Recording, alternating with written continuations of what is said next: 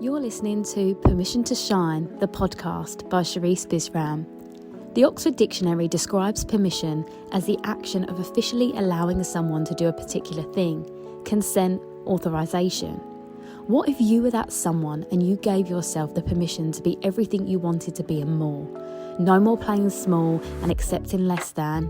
You are worthy of the life of your dreams, regardless of what it is that you've been through. And honestly, it's exactly what you've been through that has shaped you into the version of yourself that you are now. Like a diamond, you've endured so much, but instead of breaking, you have become stronger and brighter. And if that's not a reason to shine, then I don't know what is. And if nature can do it, then why the hell can't you? You are brave, you are strong, you are powerful, and you are enough. Hear my call and give yourself the permission to shine, because you don't realise how many people are inspired by your light. Like, share, follow, subscribe, and listen out for more. Stay tuned.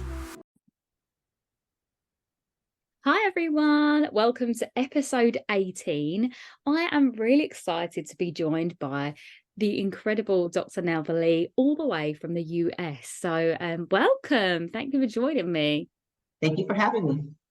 Amazing. So would you like to just tell everyone your title, what it is that you do, and who you are? You can go on for as long as you like. Just you can give us all of the info if you'd like to, or you can just do a short intro. It's up to you. Sure.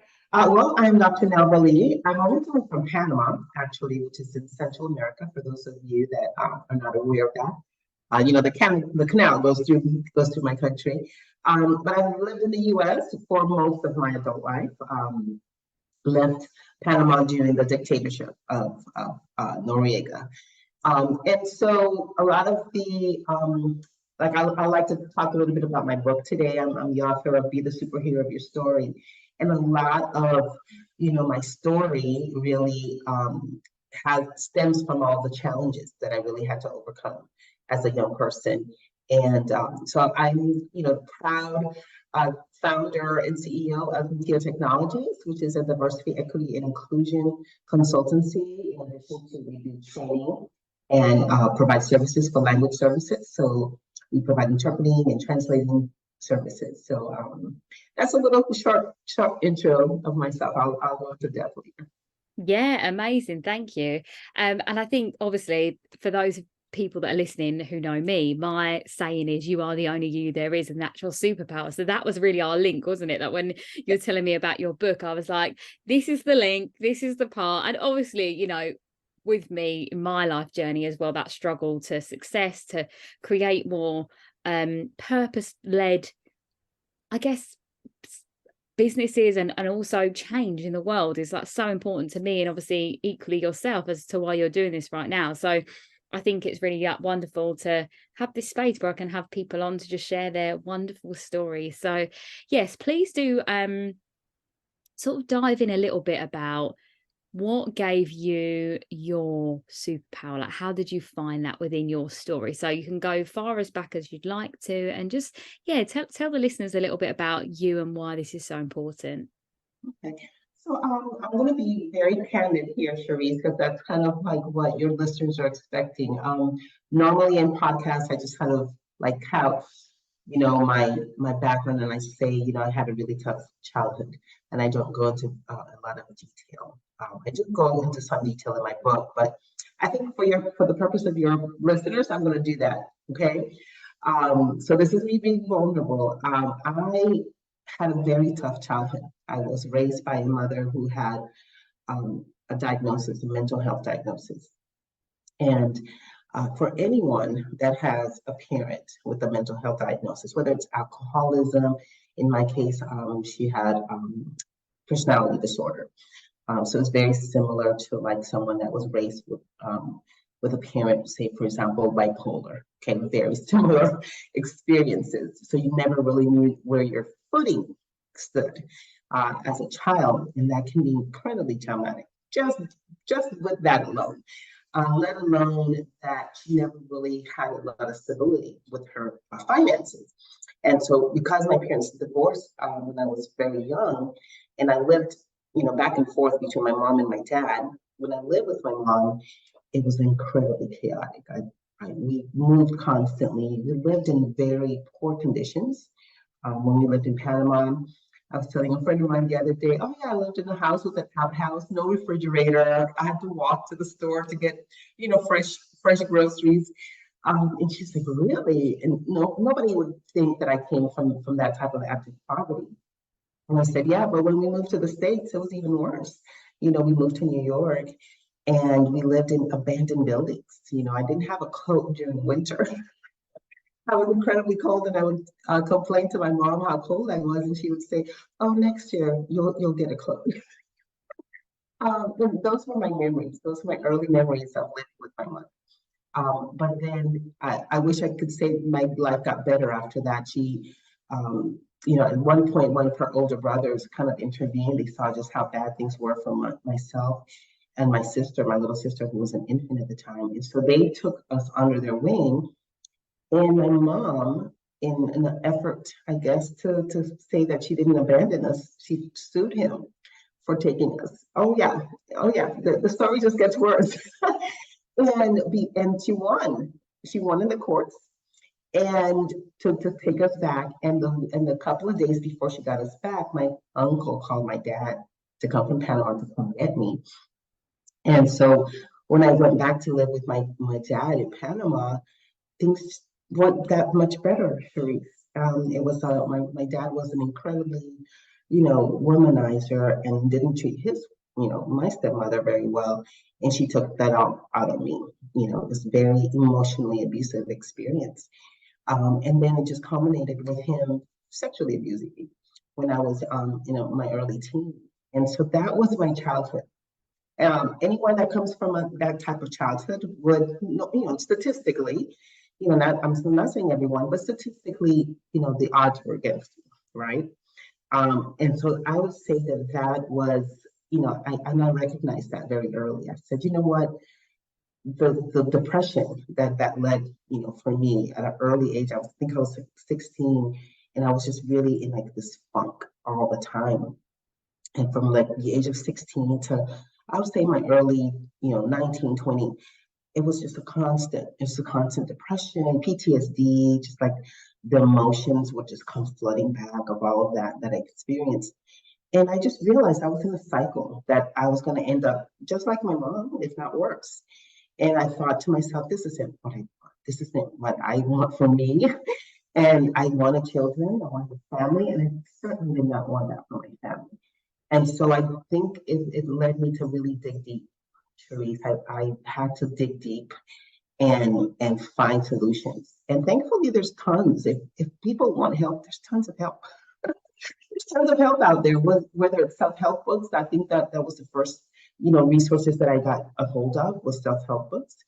I remember reading this book called Toxic Parents and How to Overcome Them. And that was liberating to me because it gave me validation that I wasn't crazy for thinking the way that I thought. I loved my parents, but at the same time, I knew that they weren't good parents, And so that book started to give me the voice and kind of explain a little bit about what I was feeling.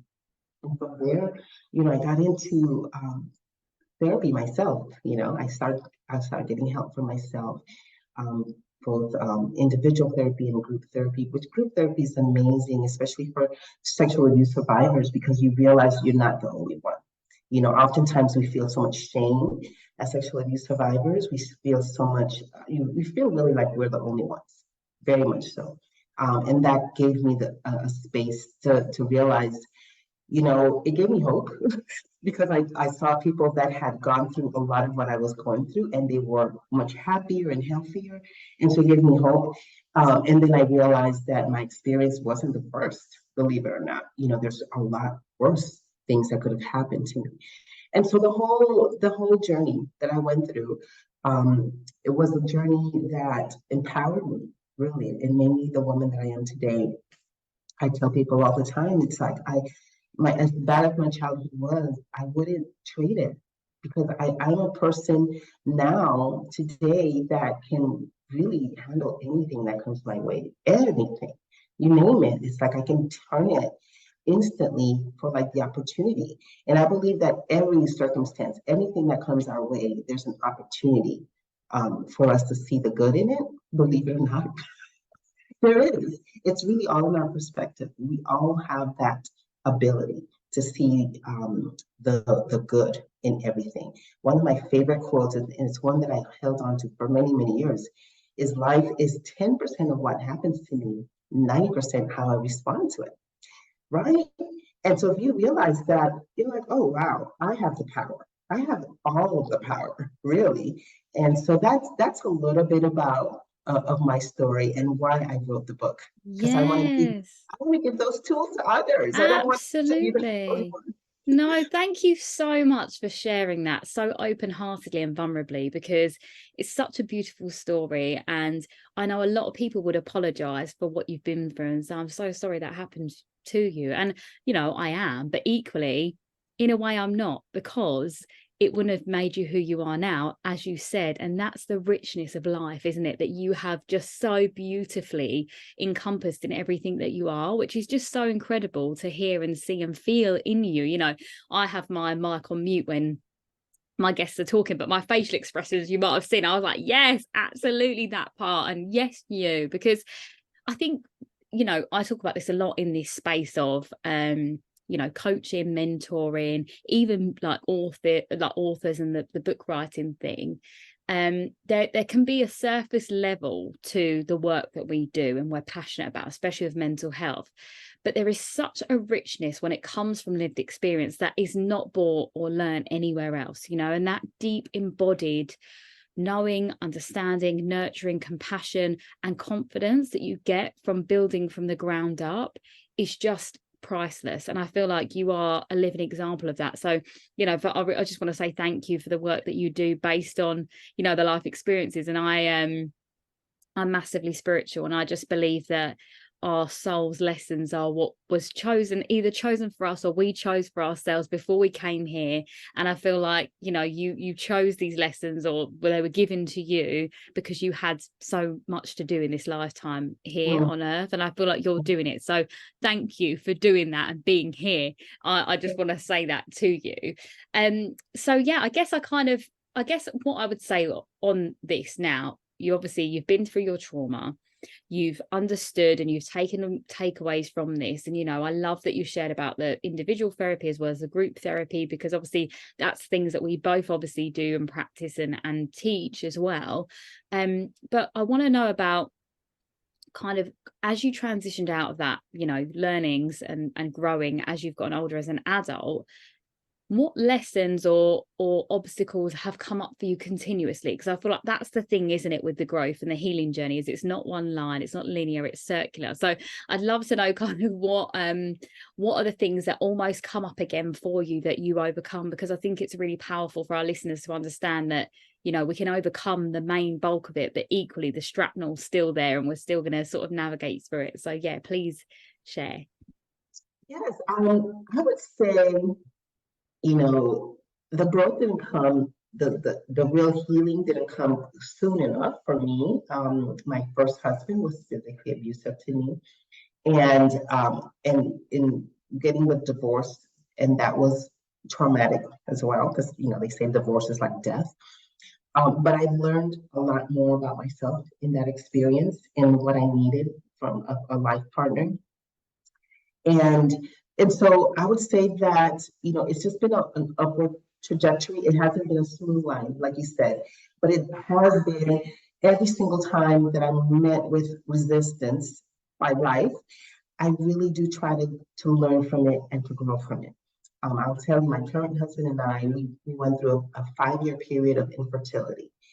My first child was a honeymoon baby, and then when we tried to have the second one, 3 years later, we just couldn't. And so it was like 5 years. My kids are 8 years apart, and it was a tough time. It really was. It was a really difficult time to go through as a woman, especially one that wanted a family, you know, a full-fledged family. And I think that I was able to pull back and, you know, grab some of the resources from that early trauma and that early experience and go, you know what, we're going to get through this. And so I guess, in answer to your question is that life is not easy. Okay, it's not. But it can be rewarding. It can be very rewarding. And we have to just pull through and push through the tough times, really, to really enjoy the good times. The good times will come, but during the tough times, that's really where our metal is made, where it's Yeah. tested. Mm-hmm. Absolutely. And again, that's the richness, isn't it? Like the depth of, and I always say, like, you need the lows to appreciate the highs. And it's and also the divine timing of everything. I feel like I've been speaking a lot about this recently, because manifestation is something that I kind of talk about within my sort of plethora of my work. And I think we get so caught up in the how and the when, but actually that's not our responsibility. I think we just have to put it out. The energy has to align. Absolutely, that, isn't it, that? And I think for you, almost, that with conceiving again, it's like there was a reason for it, because I'm sure now that your second child is beautiful and like healthy, and their relationship with the siblings, I'm sure, is lovely, so it's all of these things that make it. It's only when you're in it now, probably looking back, thinking, gosh, that was hard waiting for that. But actually now I can see that it was supposed to be like that. Exactly. That is exactly how I see it. And he is such a joy, and they do get along amazingly, even though they're 8 years apart. They're best buds. Yeah. So in the end, the pain, it's just like when you give labor. The pain, you don't even remember it afterwards. Yeah. You look back and you just see the joy. That's it. That's all that you always see. Oh, it's so beautiful. So tell me more about your book. Like, if someone was to pick your book up and look at the back, or what is your book, and what would it give to someone and do for someone? Because obviously I know it's based on your story and your lived experience, but it just give the listeners a bit more insight if they wanted to purchase. Right. So I didn't really make it autobiographical. There's only a few paragraphs in there that tell my story. Really and truly, it's just a book about tools. I want to give people the tools to be their best selves. So this is the book right here, and if you can see the cover is a lady praying, and that's one of the tools that I use. I think I mentioned this to you before. There's 7 tools that I use consistently to navigate through life. I think my well-being is like so important to me, because I haven't always had that. When I mentioned that I went through depression and PTSD, I really felt like I was spiraling downwards. And I was like, that I don't want this for myself. And so once I was able to find and keep my well-being, it became so important to me. Just like when you're in an airplane and they tell you to put your oxygen mask on first before you help anyone else, that is what my well-being is for me. I need to take care of Nelva, my mental health, my well-being, my physical health, and then I can take care of others, right? And so the book was born out of COVID, when I saw a lot of people going through anxiety and depression. And for someone that's been there before, I don't ever want to see that. I feel so much empathy and compassion, okay, for anyone going through that. And so the book was really a response to that. I wanted to give people tools to be able to get out of that, because as you know, suicide rates also increased during COVID, and there are it's slated that by 2050, it's going to be the leading cause of death. So I want to change that around, Sherisse. I want us to give people, especially the young people, the tools to overcome their life challenges, and to be able to look back on them one day and say, you know what, I wouldn't trade them for anything. That's what the book is all about. So I give the different tools in this book to help you do just that. Okay. So whether it's prayer, whether it's gratitude, whether it's meditation, all these things I practice on a daily basis, by the way. I wake up in the morning and I listen, I do my meditation, a good 30 minutes to an hour. It starts my day. During the day, I spend time with God. I really commune with Him. I do a lot of prayer. I believe in prayer. I believe in just putting my request and my heart out there and being taken care of, right? I believe in taking care of my body. Okay, when people, I tell people I'm almost 50 years old and no one believes me. I just did an Ironman, a year and a half ago. I do triathlons. I'm training for a marathon in the next few months. I believe in taking care of my body. I believe in exercise. I believe in eating healthy. And these are all things that take care of you, of me. It's all things that any one of us, we all know about them, but very few of us really prioritize them and make them, like put them on our schedule. Very few of us really see the benefit of them until they're gone. When you have that health crisis, then you're like, oh, I should have done XYZ. Or when you have the mental health breakdown, oh, I should have taken better care. Like, no, this is the time to do it. This is the time to do it. And if you are in that mental health crisis, you can get back to a place of health and well-being. You just have to want it and take part of these tools. Take a hold of some of these tools and put them into practice. Yeah, absolutely. It's so funny because I think so much of what we do is so the same in our own way, which is beautiful. And I think that's the thing. And I absolutely am with you on that. I think in the pandemic, a lot of people, well, especially me, I couldn't do what I was doing before. The toxic way that I was living had to stop. So then I did the deep dive on my own mental health in that time. And that's where I kind of formulate all the work I'm doing now. So it's kind of the same thing in that as well. And I 100% agree with the tools, because your tools are very similar to mine. And equally, I think that idea of, because they work for you, they'll work for someone else. And I'm exactly the same as you. I wake up in the morning, I meditate for half an hour to an hour. I don't check my phone, and everyone's like, wow, you're sleeping really late. I'm like, I'm actually awake. I'm just not communicating, guys, and it is just that being completely connected to yourself, isn't it? And like you said, I can't say it better myself. It's that when your cup's full, you can then give and pour out to whoever and wherever needs your energy. But if you're not full first, then it just starts resentment, boundaries get missed, and it's all of these things, isn't it, that we are so passionate about. And exactly what you said there, it's like, for me, it's the dedication and the consistency to becoming the best version of myself every single day, because I know what it feels like to not be that, and I don't want to ever feel like that again, especially in my own toxic ways that I fall into when I need to control, or I feel out of grips with something. I'm miles away from where I used to be, but that fear of going back to that space is something that is I would say a healthy polarity, because I feel like we need a little bit of everything in our lives. I think if we eradicate fear completely, then you'll live frivolously. So it's like almost finding that little tiny touch, but that little anchor that keeps you grounded in the midst of manifesting and all of that. And I feel like what prayer is to you is almost what manifestation is to me in a way, so it's really a beautiful connection of how important this is, to be investing in yourself, isn't it? Because I always say, if you don't do the work will come to you. And I think that's exactly what I guess we're both trying to say, isn't it? It's it gets to that point, like there's a saying, isn't it, that the healthy man wants riches and the unhealthy man just wants health. And it's like that idea that we get so consumed by working really hard, being successful, doing all these things, but actually if we're not looking after ourselves first, all of that is meaningless if it just falls out. So I completely love all of that. And I'm massive advocate for all of these things. And I guess these are your tips, these are what you would say. And is your book available on Amazon everywhere in the world? Amazing. And it's actually translated in Spanish as well, and we're getting it translated in several other languages, Mandarin and a few others.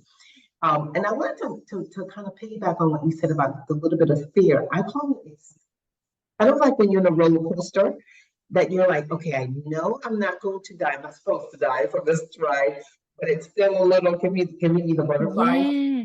I think life can be like that. And that's kind of why I push myself and I try to achieve the things that I believe that I'm destined to. Because it gives you that bit of excitement, that bit of butterflies in your stomach. But definitely, I believe that that's why life is so amazing. right? Because you just never know the outcome. That's the beauty of it. Yeah, absolutely. Yes. So I love that roller coaster analogy. It's so true, isn't it? It's like, and I think, is it Simon Sinek who says, feel the fear and do it anyway? It's one of those, isn't it? Or James, can't remember his name now. But yeah, it's a saying, feel the fear and do it anyway. And when it's in that space of like, you know, adventure and excitement and the lust for life, like that's all a beautiful space for it to be. And I think when it gets toxic is when you're just forcing and all of these things, which you have to discern, I think, as you grow. And right. it's just understanding that every level is going to bring something new, isn't it? And different that you've not experienced before. But I guess that's the beauty of life, as you were saying, you know, and healing and growing and all evolving. Because my thing always is, you know, it's a bit scary to keep pushing forward, but staying the same might be safe, but nothing grows in that comfort zone, you know. And it's you didn't come this far to come this far, I think, you know. Yeah. So We don't want to make it to death. Yeah, absolutely. So how does this all connect then with the work that you do now? How is this all feeding in? So I would say that, you know, I've had my business for quite some time, ever since 2004. But I love that drinking water. See, that you're taking care of your body. That's great.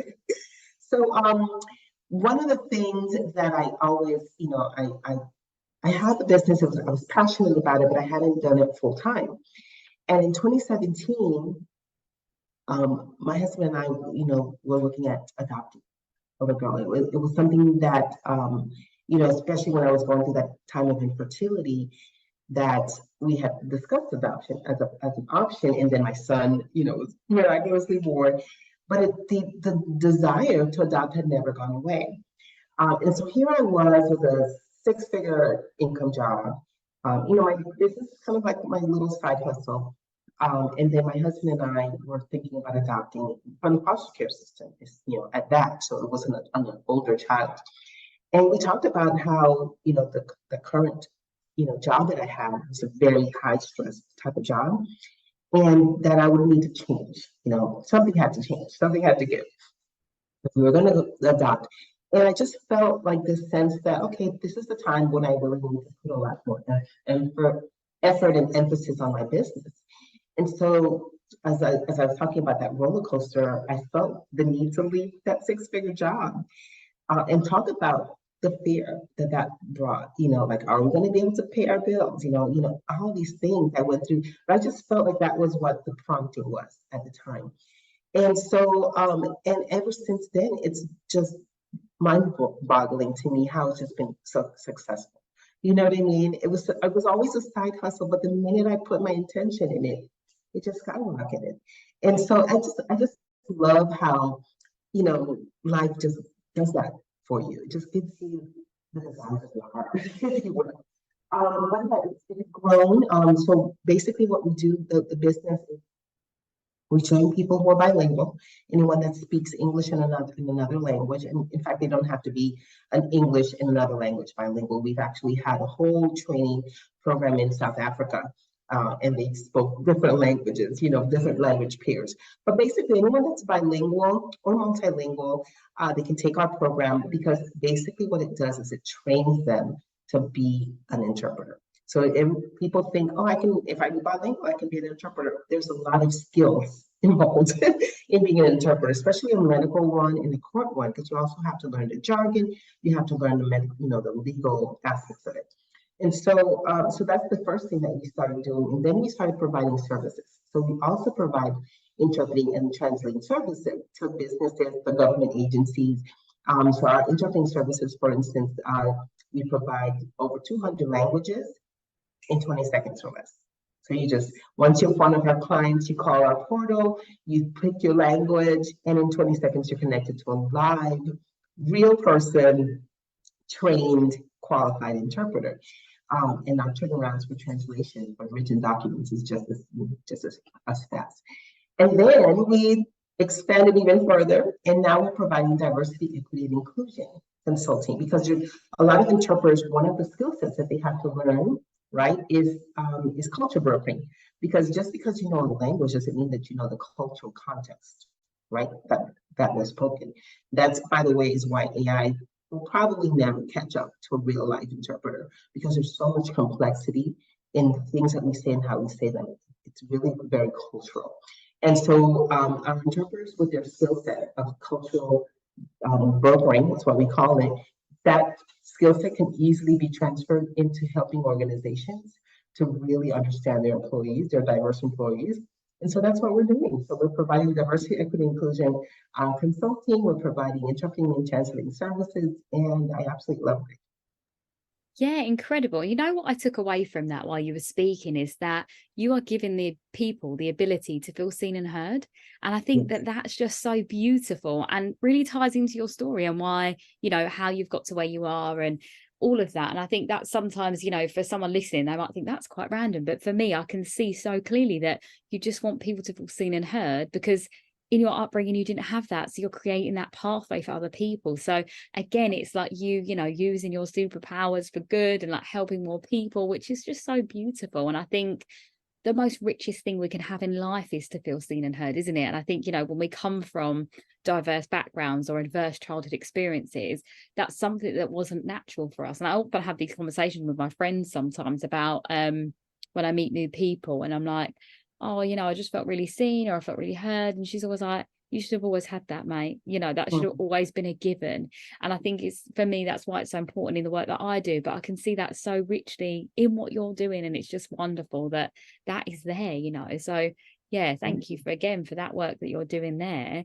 I guess really, I mean, you've had such a wonderful life in terms of like you've been able to transmute everything that you've been through into just the good for others, right? And it's just like a really nice, wonderful, beautiful thing.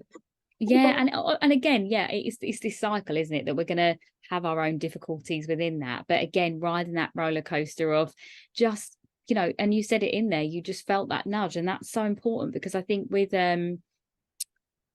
with manifestations and also with, you know, achieving more and coming out of your comfort zone, as you were saying, it's like if you don't take away the thing that's currently in place, what you do want doesn't have space to come through. And you just took that intuitive nudge. And I think that's a beautiful thing about, you know, when you do meditate or you are self-aware, you know, I am a firm advocate for meditation, but if that's, you know, something that people aren't there yet with, you know, for me, one of my tools, and I'm sure it is for you, is the journaling.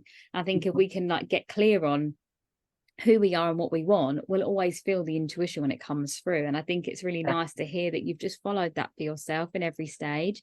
So yeah, it's just wonderful to tie all of that together for you, you know, in that whole which is just, yeah, so lovely. But I guess now at this point, I guess for anyone listening that maybe is in a situation where maybe they're the same boat, you know, maybe they had an adverse experience, you know, maybe they've come out of a divorce and they're feeling unloved or all of these things. I guess what would be your 3 top tips for like helping someone to get to a place of, yeah, confidence, or at least a little bit more empowered, like in your words?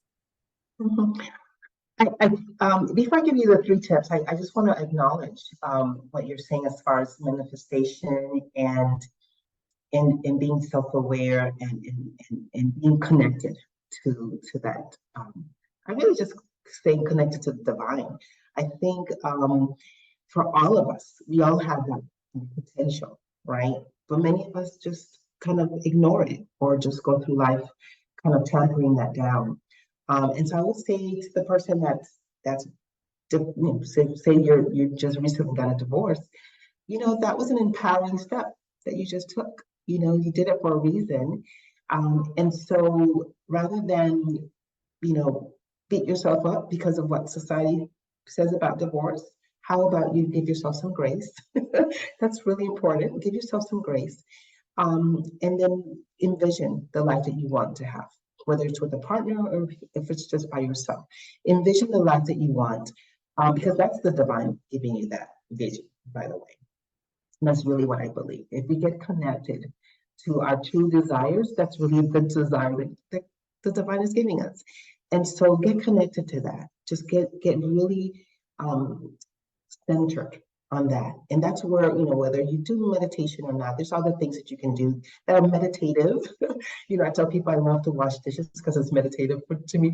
Whatever it is that you do that gets you in that zone where you're really just at peace and just thinking about the future that you want, that's a good place to be. And believe and have faith that you are going to achieve that.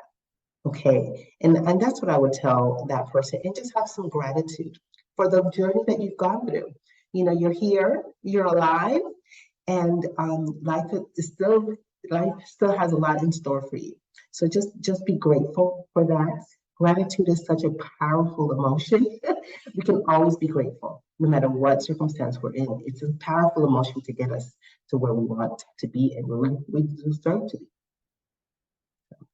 Yeah, lovely. Thank you. And I think that does apply for everything as well. I said the divorce thing as just something off the top of my head for a lived experience that you've been through, but it works for jobs as well, right? Like it's the same thing. It's like when something changes, I always feel like it's almost like it falls away. Whatever doesn't serve you falls away. So you think about, the petals on a flower, they fall off in winter so they can regrow in spring. So I think that that's like a really, what you're saying is that, isn't it? It's like, accept that it's fallen, you enjoyed it, the parts that you could, you take what you can out of that situation in a positive way. And I know that, the word positive feels a little bit,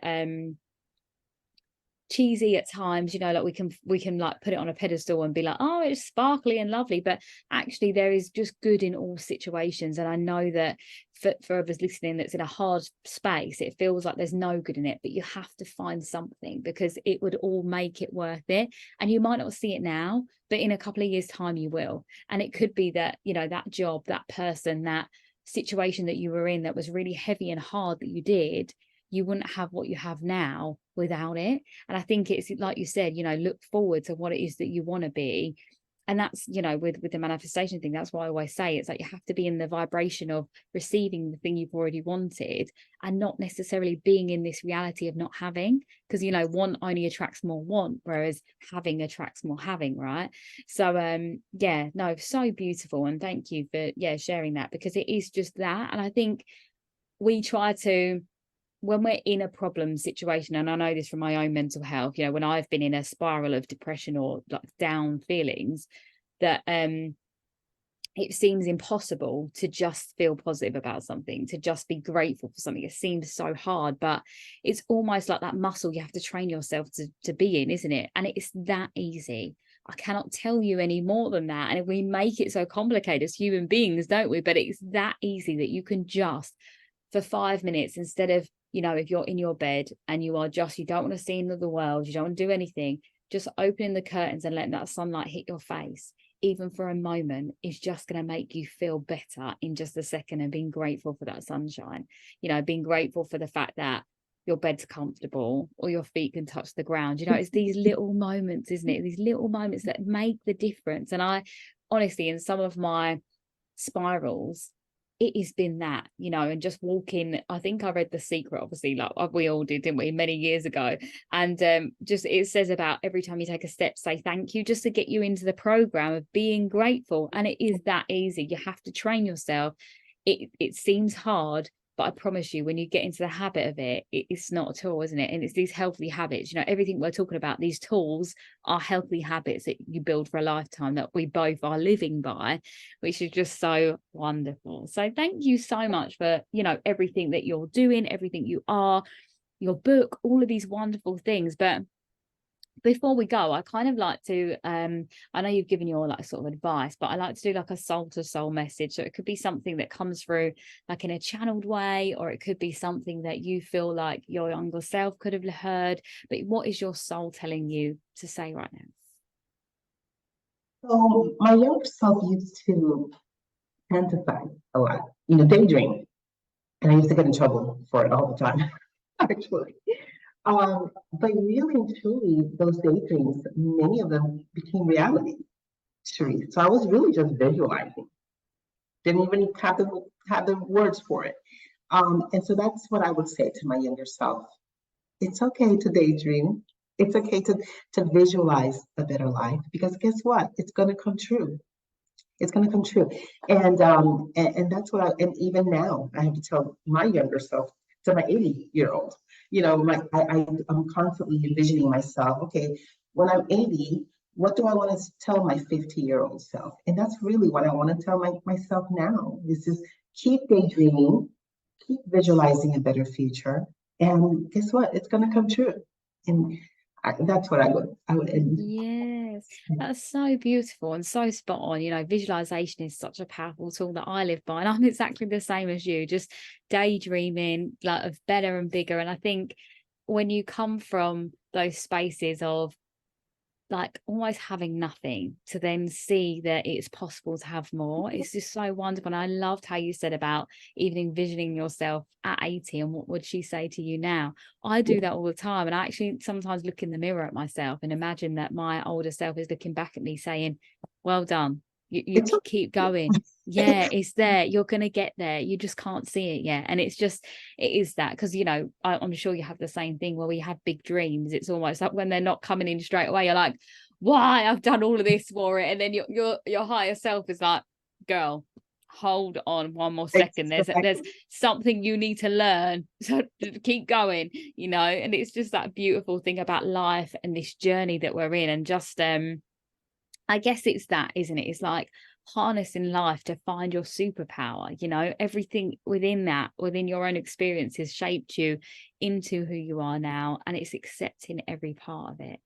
So yes, amazing. I'll be that. We can all be the superheroes of our story. Yes, 100% that. And so where can people find you? I'll share all your links, but just give us a little lowdown of where we can connect with you. So if you're looking for interpreting services, translating services, DEI, you can go to our website, MiTio.org. That's MiTio.org. And then my book can be found at our foundation, MiTioFoundation.org. Amazing. Thank you so much for joining me and sharing your beautiful light with my audience. And I hope you have a really wonderful rest of your day. You too. Thank you so much for having me. Sherisse Bisram, Inner Power Activation Leader for Women. If you are ready to up-level, to elevate, to ignite your inner flame, to burn everything you once were, to trailblaze into your future, into all of your manifestations and more, then head to my website to book a free 30-minute alignment call. I have one-to-one containers available for 90 days and 180 days. I also have an online program for 6 weeks. It's a group program for women called Permission to Shine. That's also available as a self-study as well.